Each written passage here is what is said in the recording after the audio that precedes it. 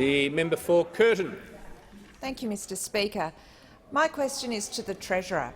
Will the Treasurer outline to the House how the incredible efforts of Australian businesses, and particularly small businesses, are ensuring our economy remains resilient during this global pandemic? And how have these efforts been helped by the Morrison government's JobKeeper plans? The Treasurer has the call.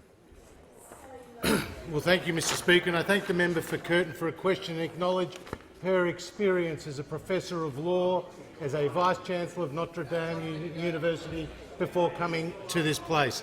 Mr Speaker, COVID-19 has hit the global economy like an earthquake. The World Bank suggesting that more economies will contract this calendar year than at any time since 1870. And Australia has not been immune. Initially, since the start of this crisis, 1.3 million Australians either lost their job or saw their hours reduced to zero. Mr Speaker, this is cafe workers, hotel staff, people who work in retail, Mr Speaker, tourism operators and tradies of all kinds. And these people often are working for small business. And there are more than 3 million small businesses across the economy that are a backbone of our economy.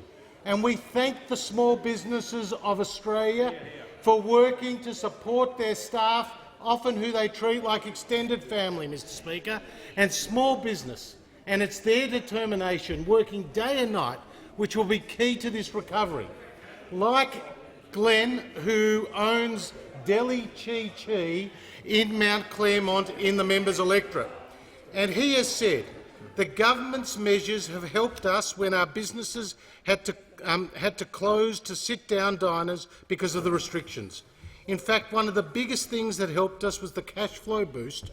When those payments came through, it prevented us from having to remortgage or to close our doors.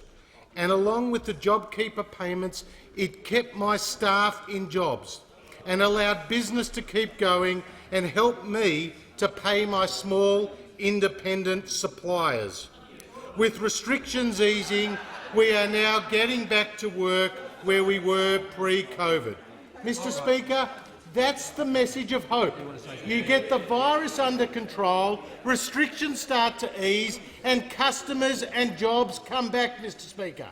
And nowhere is this message more important than in my home state of Victoria. The message of hope is needed. Barton. That's why Victorians were so aghast when the Victorian government said there was a prospect of the state of emergency continuing for another 12 months, Mr Speaker. Victorians need to hear more about the road out than a longer road in, Mr Speaker. And that is why the Morrison government stands with Victorians and indeed 25 million Australians to support Australians get to the other side of COVID-19.